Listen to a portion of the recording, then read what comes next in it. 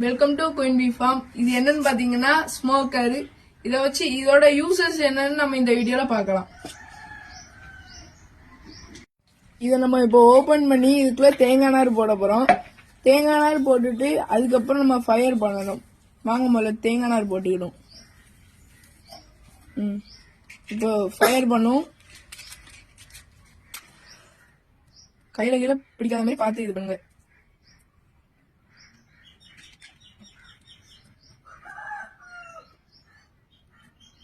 நல்லா புகை வரைக்கும் நல்லா தீ பிடிக்கணும். நல்லா கங்களோட புகை வருது. இந்த மாதிரி நேரத்தில் இதை நம்ம க்ளோஸ் பண்ணணும். க்ளோஸ் பண்ணாச்சு. இப்போ நம்ம இதை வச்சு இது பண்ணி பாருங்க.